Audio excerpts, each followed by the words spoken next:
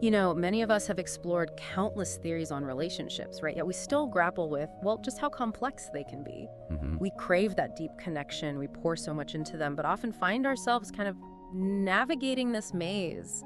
It can feel complicated, maybe even unfulfilling sometimes. It's a really common human experience, that search. It really is. Well, today we're taking a deep dive into some truly fascinating insights from Buddha. He was a renowned spiritual teacher, a philosopher known for his, let's say, unconventional wisdom on human connection and inner peace. And his perspective offers this striking reframing of relationships, self-worth, really what true happiness looks like. Exactly. We'll be drawing from two key discussions from Buddha. First, one where he talks about not actively seeking relationships, and then another where he frames relationships as, get this, a skill. A skill. Yeah. Okay.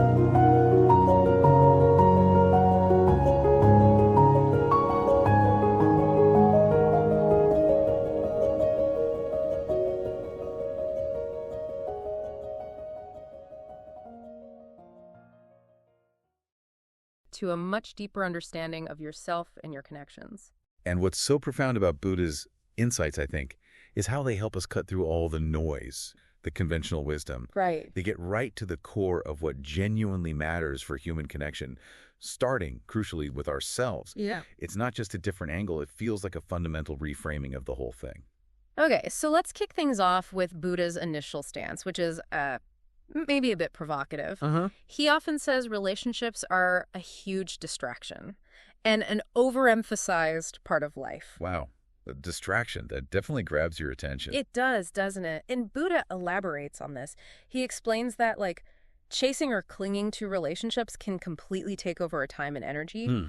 He points out that this often diverts us from really critical areas like our own personal progress, our work, maintaining our mental health, building self-esteem. Even self-love, he mentions. Exactly, even self-love. And from his perspective, it becomes a very dangerous place when we find ourselves sacrificing these core parts of ourselves just, to keep someone in our lives. So he's suggesting we really need to reevaluate our priorities there. Yeah, it seems so. Now, it's important to say Buddha isn't claiming relationships are inherently negative. Not at all. Right. His challenge is aimed at the way we typically approach them. He emphasizes that the truly good relationships, they happen naturally and healthily in their own time. Naturally? Yeah, there's no need to force them or, chase them down, because when they're meant to be, they just flow. They flow from a place of readiness, genuine connection. That raises a big question then. If they're not forced, what are we supposed to be doing instead? And that's where it gets really interesting. Okay. Buddha talks about what he calls societal brainwashing. Brainwashing. Strong word. It is. He says, most relationships are not good. Wow. Most. And what's more, he says, a bad relationship is very, very bad. Potentially, and this is startling, wasting 15 years of your life. 15 years, imagine that. Sacrificing a decade and a half to something that actually diminishes you. That's heavy. It really is. And to put that into perspective, that might surprise you. Okay. Success rate of marriages in the U.S. is around 20%. Only 20%. Around that, yeah. But again, it's not a condemnation of marriage itself. He highlights it's because people enter relationships when they shouldn't, with whom they shouldn't, or when they're not ready. So it's about misalignment, not the institution itself. Exactly, a fundamental misalignment. Buddha uses some great analogies to drive this point home, too. Enjoyable, but... Exactly. Delightful, enjoyable, but they shouldn't determine your life's direction. Your path, he says, should be natural. It should flow from your true self, your purpose, not from some frantic pursuit of a relationship. That makes sense. It should be the only thing steering the ship. Right. And this brings us to a paradox Buddha often describes.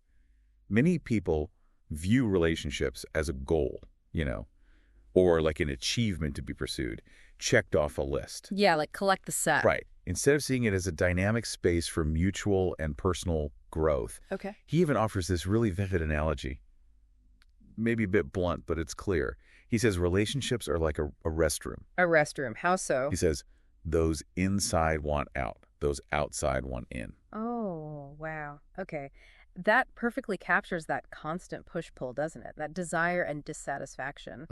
How we think an external solution fixes an internal reality. Exactly. It highlights that mismatch. So, okay, if relationships can be a distraction when approached the wrong way, what is their true purpose, according to Buddha? Right. This is where he pivots to a really profound redefinition. When approached correctly, he asserts a relationship is one of the best places to grow.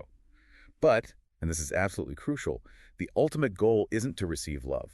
Not to receive love. That's a big shift. It's a huge paradigm shift. Buddha explains that a relationship, at its core, is a place to practice giving love. Giving love, okay. It's an active, conscious space, a place to cultivate virtues like humility, forgiveness, letting go, loving, and ultimately, transcending your small, needy, insecure self. Wow, so it's an active practice. It's an active daily choice. You're choosing to contribute rather than just consume or expect. Think about it. Yeah. Practicing humility when you realize you're wrong. Yeah. Exercising forgiveness when expectations aren't met. Letting go of control. Truly loving not just the other person, but the often really challenging process of transcending your own limits through those interactions. That reframes everything, doesn't it? I mean, for so many of us, the natural instinct is to look at what a relationship brings us, what void it can fill. Right. How often do we genuinely think of relationships as like a dedicated space for our own personal spiritual practice and growth? Not often enough, probably. Yeah. And from this perspective, it becomes really clear why many relationships falter. Buddha argues, flat out, most relationships aren't good because people don't work on themselves. Oof, that's direct. It is. Quality in relationships, like mastering anything, is hard. It takes consistent effort, time, and most importantly, it demands that internal self-work.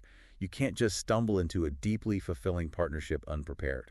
And this also connects back to that chasing aspect we talked about earlier. Absolutely. Buddha suggests the key is to live your life fully, authentically, and allow relationships to emerge naturally from that space. If one doesn't happen, he emphasizes, let it go. Let it go. Yeah. His teachings consistently remind us that relationships won't make you happy on their own. Nor are they that important, really, in the grand scheme of your individual journey. Because other people come and go. Wow. Life, he insists, is a one-person phenomenon. That's a powerful call to personal agency, isn't it? It really is. But it raises that question again. Why do we often seek companions so desperately then? Yeah. Buddha delves into this. He says we often do it because we don't have ourselves. We don't have ourselves, Meaning he teaches that loneliness isn't necessarily about not having someone else around. Fundamentally, it's about not being with yourself. Ah, okay. An internal state. Exactly. He highlights that external relationships cannot fill that inner void. They can't fix that lack of connection with yourself. That void, Buddha insists, can only be filled by you. Through introspection, self-acceptance. That's huge.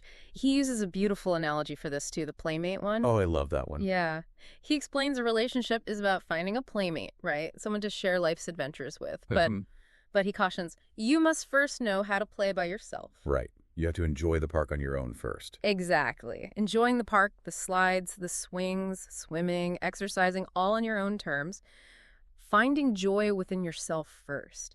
If you just wait for a playmate to show up before you engage with life, You won't play at all. Yeah. You'll just sit on the sidelines waiting while life passes you by. Yeah, that sense of agency we can reclaim right now is profound. Okay, so if relationships are primarily for our growth and we are the sole architects of our own lives, our dreams, where does this essential work actually begin? Right. This brings us to Buddha's crucial takeaway.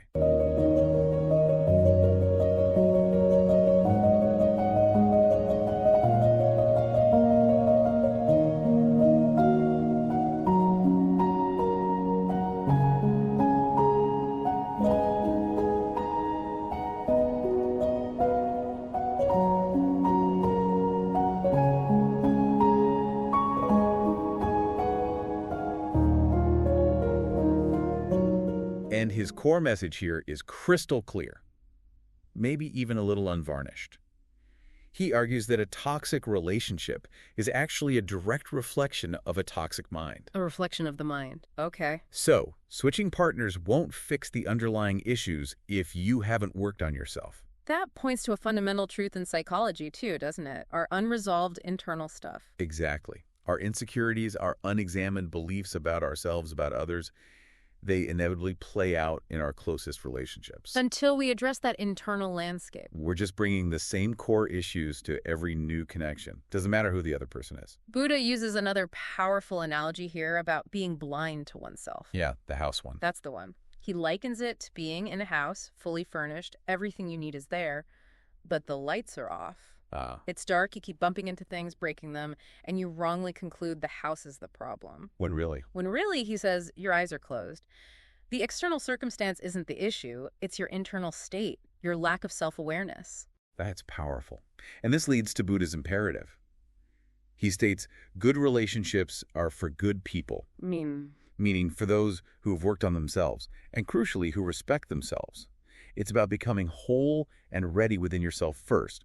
Then you attract a relationship that mirrors that internal state. Okay. And here's where Buddha's perspective gets really, really interesting and challenging for us. He explicitly states having good relationships is a skill. Not just a state of being, but a skill, like learning an instrument. Exactly like that. He doesn't mean it metaphorically. This skill, he explains, includes the ability to communicate effectively, to set healthy boundaries, to consciously pull yourself out of situations where you're being, say, humiliated or insulted, and to rebalance power dynamics. Okay, so active abilities. Yes. He compares it directly to learning basketball or how to play the flute. It demands consistent effort, deliberate practice, and you're certainly not entitled to it just by existing. Wow. So if you're not actively practicing communication or boundary setting, you can't just expect to excel in relationships. It's a muscle you have to build. That's the idea. That makes sense. Yeah. It requires work. So let's reflect on this directly, you listening right now. If you don't genuinely love or value yourself, Buddha warns. And this is tough. It is. He says, people will enter your life who will show you that even more. Oof. It gets reflected back at you. Exactly. In fact, he gives a really stark warning. If you leave a toxic relationship without doing the necessary self-work, your next relationship will be even worse. Even worse. Yeah. That's a vital truth for anyone wanting real transformation, though. It's not just about leaving, it's about changing internally. Right. And this underscores another powerful point from his teachings. A truly healthy person, someone who's worked on themselves, they won't stay with someone who hasn't. They recognize the misalignment. They recognize it, and crucially, they choose themselves. They choose their own well-being, which ties right back to self-respect being the foundation. It all comes back to that. So Buddha's ultimate advice is, well, it's beautifully simple, but also profoundly challenging. What is it? Your primary job is to become the right person, not to find the right person. Become the right person. Wow, that flips the whole surge narrative on its head. Completely. And this really culminates in Buddha's defining statement. It's like a profound summary of everything we've been discussing. Okay. He says, the quality of your relationship equals the quality of your mind, equals the quality of your relationship with yourself. Mind, self, relationship, all linked. Directly linked. Yeah. And he insists, you will never experience a better relationship than the one you have with yourself. That applies across the board, right? Not just romantic partners. Oh, absolutely. Friends, family, colleagues, all relationships stem from that internal one. It all starts within. And Buddha reminds us, that you have plenty of time for this internal work. There's no rush. No rush. The path is yours to take. And you'll know it's truly time to start when, as he puts it, it's enough suffering. When you hit that wall. Yeah. When you hit that wall, that's your undeniable signal. That's your invitation to embark on this journey inward. So wrapping this up, what does this all mean for you listening? Well, Buddha presents this really compelling argument, doesn't he? Yeah. That our external relationships are basically just reflections of our internal state. Mirrors. Yeah, mirrors. The path to truly fulfilling connections, or interestingly, a deeply fulfilling life without them, it starts and ends with you. It's such a profound shift. Instead of desperately seeking a relationship out there to complete us, Right. Buddha urges us to cultivate that crucial relationship with ourselves first. Prioritize the inner work, the self-mastery. See external connections as maybe a byproduct of that internal harmony. So here's a final thought to leave you with. building on Buddha's wisdom. If a good relationship really is a skill, and if you are your own primary playmate, what steps can you take, maybe starting this week, to begin mastering that game, the game of being truly present and whole with yourself? What internal work does Buddha's message compel you to begin right now? That's the real deep dive, isn't it? The one into yourself. Exactly. Something to really mull over. Take a moment, think about it, and maybe start your own exploration.